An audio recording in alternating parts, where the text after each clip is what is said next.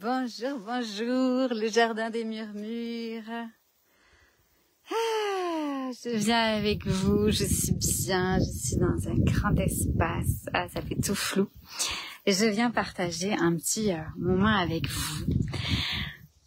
J'ai vraiment envie d'aborder ce sujet qui m'est cher sur les réseaux sociaux et notamment sur cette espèce d'obligation qu'on entend partout en ligne qui est sur les réseaux sociaux, il te faut donner du contenu à haute valeur ajoutée pour qu'il y ait des gens qui aient envie de travailler avec toi. C'est le donner-recevoir. Et donc, il te faut, si tu veux espérer, il te faut donner avant de recevoir, selon un principe en plus un petit peu judéo-chrétien que nous avons. Alors, qu'est-ce que ça vient nourrir? Je vais regarder en bas parce que j'ai mes notes. Qu'est-ce que ça vient nourrir? Ça vient nourrir l'évidence que, ou la logique que pour recevoir, j'aurais besoin de donner. C'est faux. C'est faux. Pour recevoir, j'ai pas besoin forcément de donner. C'est pas vrai. C'est une vision des choses. Mais c'est pas une réalité. Parce que je peux recevoir sans donner en échange. C'est parfois ce que d'ailleurs on reproche à nos enfants. On reproche à nos enfants, bah oui, c'est un peu la fête. Alors, nous, on te donne, on te paye les activités, on te machin, et toi, tu mets pas à la table. Mais ça n'a rien à voir, en fait. Ils sont nés comme nous sommes nés. Nous n'avons pas besoin de donner pour recevoir. C'est pas vrai. Mais ça nourrit cette croyance. Voilà. Première chose. Donc la question à se poser ici, c'est est-ce que j'ai envie de nourrir cette croyance? Est-ce que c'est juste pour moi? Est-ce que c'est OK pour moi? Est-ce que c'est nourrissant pour moi? Est-ce que ça me fait plaisir? Ou est-ce qu'il n'y a pas un ajustement de phrase? Par exemple, moi, ce qui me plaît, c'est de me mettre au service. Moi, ce qui me plaît, c'est de mettre mon art au service des autres. Moi, ce qui me plaît, c'est mettre mon temps au service des autres. Ma force, mes idées, ma créativité, mon atypicité, mon point de vue. Voilà. C'est très différent de je donne dans l'objectif de recevoir. Parce que moi, j'adore donner. Mais je trouve ça quand même très bizarre de donner pour recevoir. Parce que dans tous les cas, deuxième point, ce qui se trame derrière tout ça, ce qui se trame, c'est je donne pas pour donner.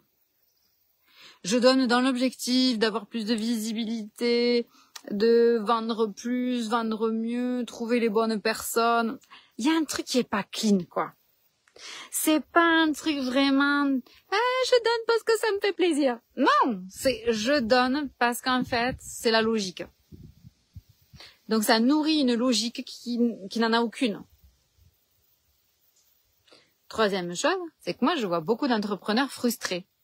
Me dire, alors, première chose, mais en fait, à force, si je donne tout gratuitement, quel intérêt les gens ont à me payer? Et ça, mais ça s'entend tellement. Alors moi, j'entends des gens qui répondent à ça, oui, non, mais tu sais, ça a rien à voir, parce que les gens qui veulent vraiment travailler avec toi, oui, bon, d'accord. Mais c'est une réponse à une peur basée sur un comportement qui n'est pas juste. C'est comme si on se disait, tiens, on va faire du mal à quelqu'un, et après, purée, j'ai peur de me faire prendre parce que j'avais pas le droit de lui faire du mal. Non, mais attends, t'inquiète, tu lui as pas fait trop mal. En fait, il faut quand même voir la racine. Donc, la racine, c'est pas, t'as pas un problème de croire que à force de donner, il va plus rien te rester, ou t'as l'impression que les gens, ils te prennent de ton temps, de ton énergie, ou qu'après, ils vont pas payer.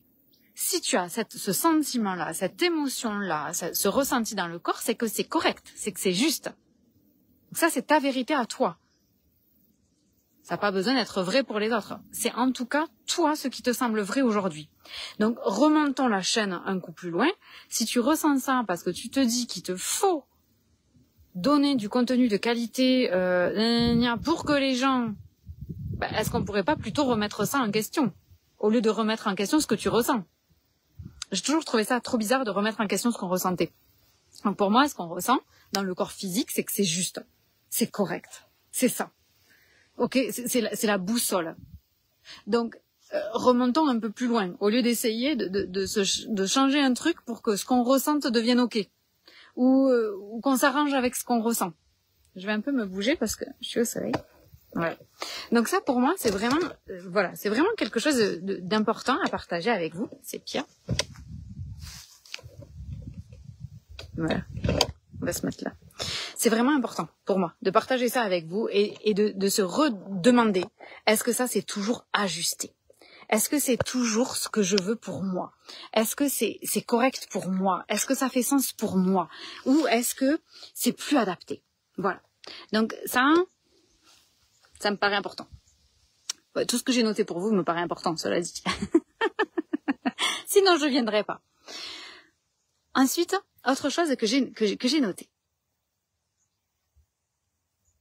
c'est qu'en fait, pour donner, pour se dire qu'il faut que je donne quelque chose de qualité à mes clients, à mes prospects, avant qu'ils deviennent mes clients, c'est parce que ensuite on va donner quelque chose.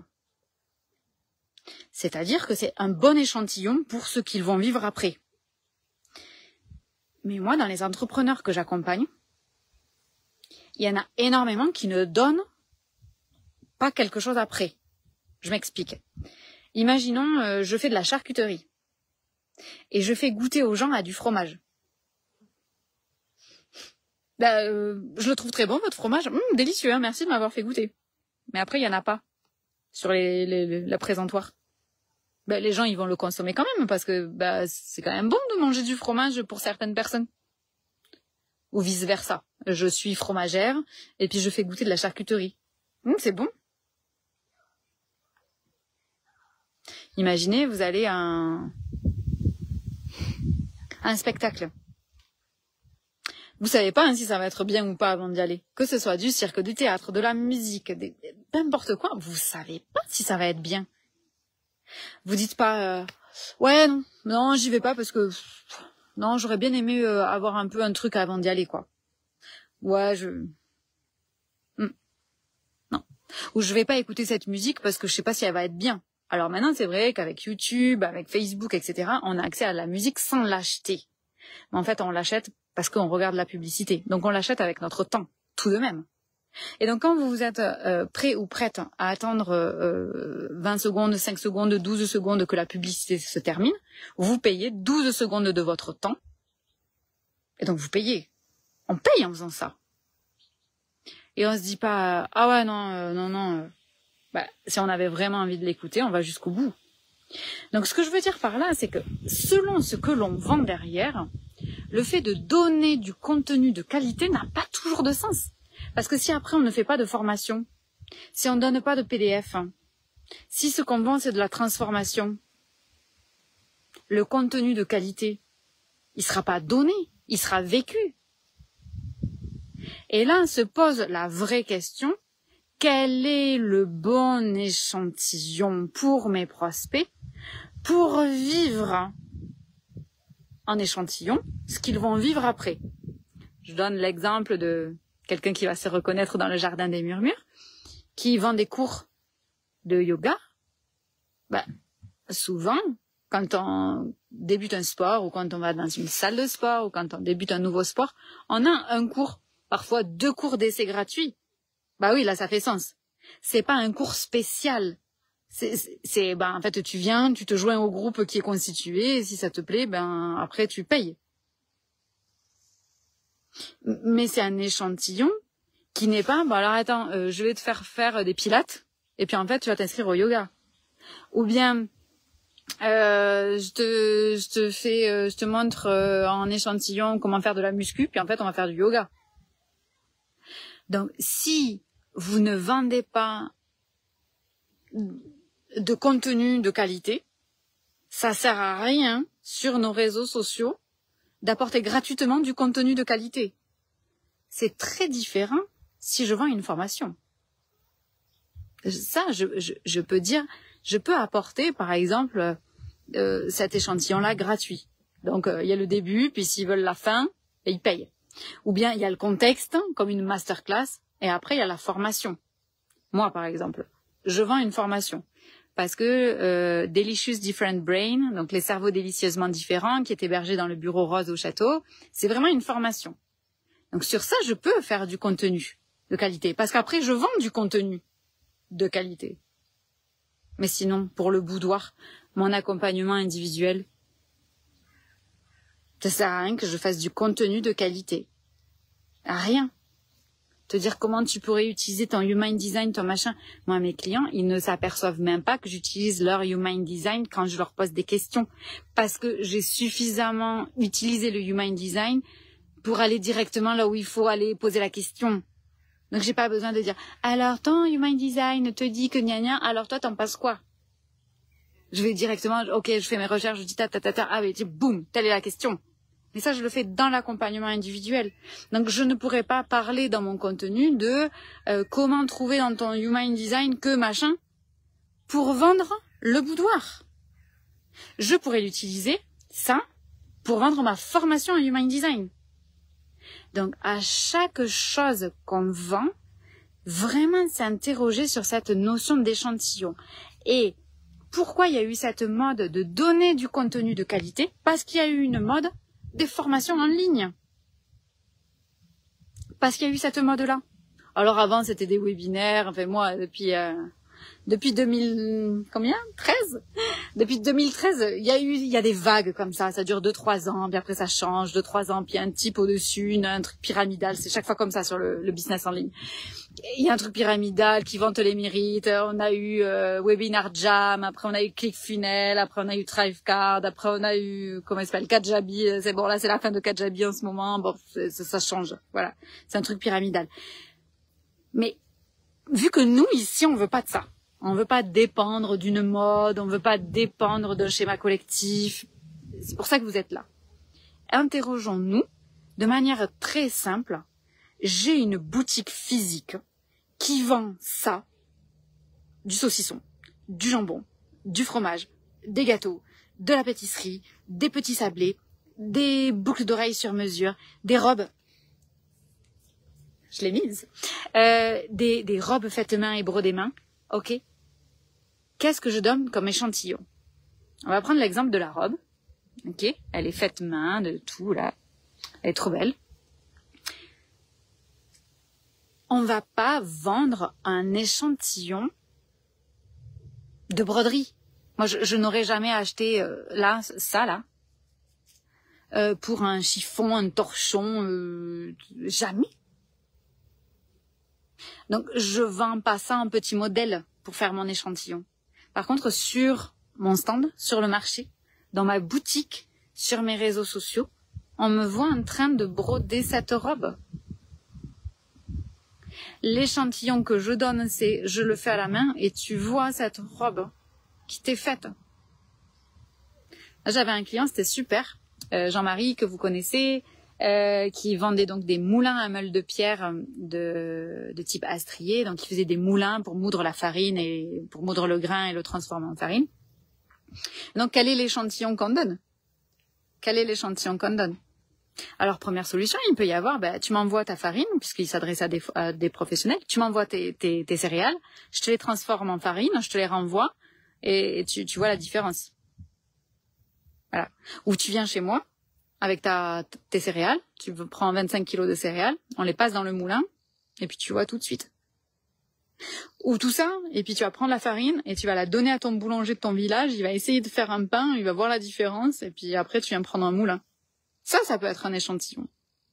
Et au lieu que ce service, parce que ça, normalement, ça coûte de l'argent, ce service est gratuit. Juste parce qu'en fait, on est sûr que derrière, la personne, elle va prendre le moulin. Mais ça peut être aussi raconter une histoire. Donc, par exemple, sur les réseaux, quand c'est moi qui m'en occupais, on racontait l'histoire du moulin. Chaque moulin était signé par l'artisan qui fabriquait le moulin. Chaque artisan fabriquait un moulin de A à Z. Donc moi, j'avais fait des recherches pour que chaque moulin soit signé comme une œuvre d'art. Donc chaque moulin était numéroté, signé de la main de l'artisan qui l'avait fait de A à Z. Ce qui impliquait pas que du marketing. Ça a impliqué que dans le processus de l'entreprise, il n'y ait pas de division des tâches. Tous les artisans font un moulin de A à Z. Mais au départ, c'est venu de comment on va pouvoir donner un échantillon.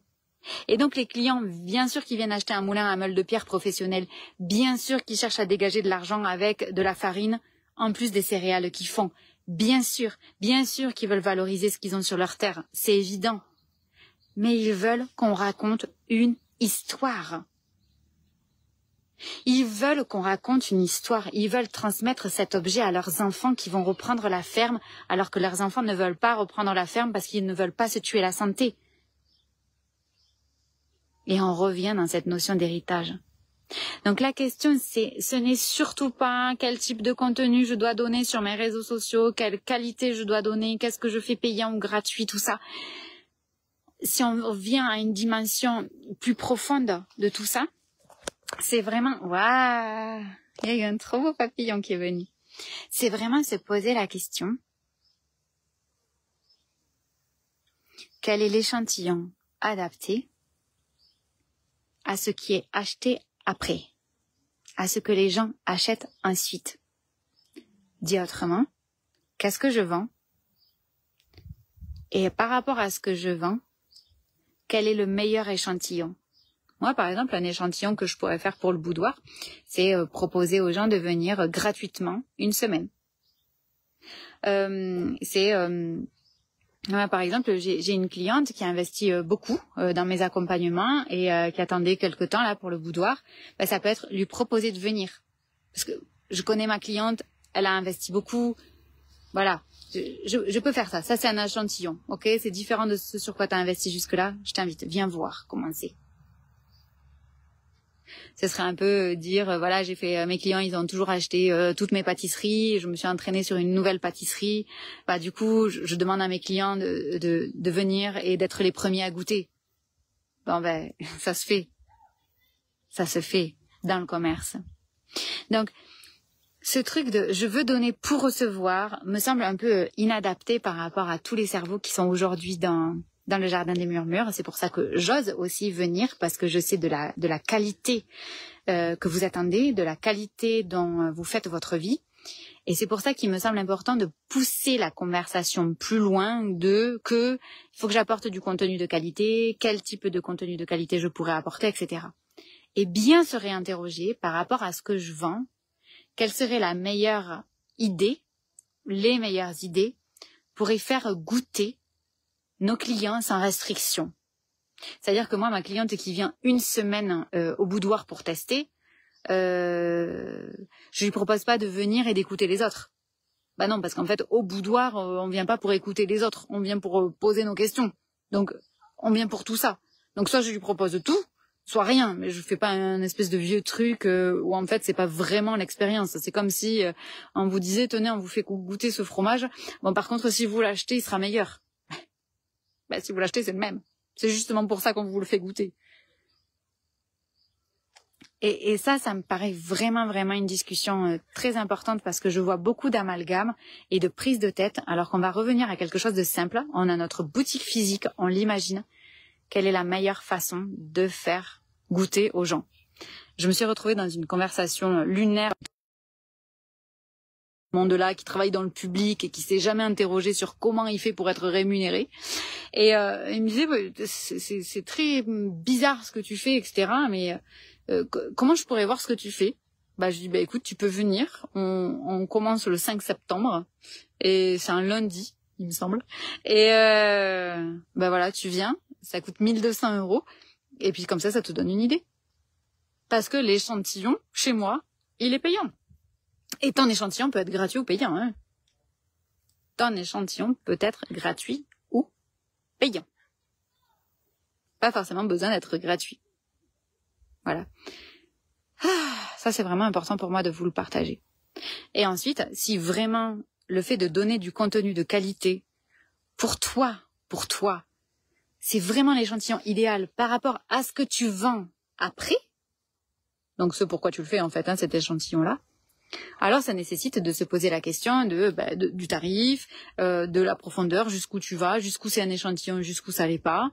Voilà, on dit toujours en ligne, il faut partager le pourquoi en fait c'est important de blablabla, bla, bla, bla, bla, le nom de ton échantillon, mais pas le comment, parce que justement ils te payent pour le comment. Mais moi dans le jardin des murmures, vous me payez pas pour le comment, vous me payez pour le pourquoi. Donc ça veut rien dire ça. Donc revenez à vous. Vous me sentez un peu épuisée de tous ces trucs qu'on voit en ligne et qui m'énervent. Voilà, parce qu'en fait c'est un peu des injonctions dont il est toujours important de connaître l'origine. Parce que quand on comprend l'origine, on se dit « Ah, ok. » Et c'est ça que je transmets beaucoup dans le bureau rose, dans les cerveaux délicieusement différents. C'est ça que je transmets pour que après vous soyez souveraine pour vous dire « Ah non mais ok, mais c'est juste... Ah ok, ça a été fabriqué pour ça, très bien, mais je rentre pas là-dedans, c'est pas ce que je veux. » Ou bien au contraire « Ah oui, ça c'est très intéressant, je rentre là-dedans. » Mais que vous soyez souverain dans vos choix.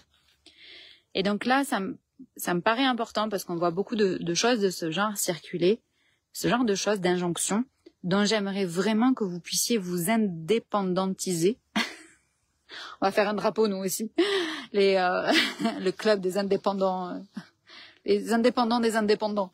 Et voilà, pour revenir à vous, à ce qui vous semble évident, et à un truc ultra terre à terre, quel est le bon échantillon pour ce que je souhaite vendre. Et surtout, je ne donne pas dans l'objectif. Je ne donne pas dans l'objectif de recevoir après. Les enfants, ils disent ça. Donner, c'est donner, reprendre, c'est voler. Et ben, c'est un peu ça. Voilà, soit je donne, et je donne complètement. Ou bien je veux pas le donner, et je le fais payer. Cet après-midi. Je peux pas vous montrer parce que c'est flou, mais là, j'ai enregistré une masterclass. Et en fait, je la trouve vraiment intéressante. Et je crois que j'ai pas envie de la faire gratuite. Bah du coup, c'est un échantillon. Mais je crois que je vais quand même le faire payer. Donc c'est un échantillon payant. Ou gratuit, je sais pas, j'ai pas encore décidé. Mais posons-nous cette question-là aussi. Je compte sur vous. Je vous embrasse de tout mon cœur. Dites-moi ce que vous en faites de tout ça, parce que c'est ça qui est important aussi pour moi. Bonnes vacances pour ceux et celles qui y sont encore, et à quand vous voulez. Salut!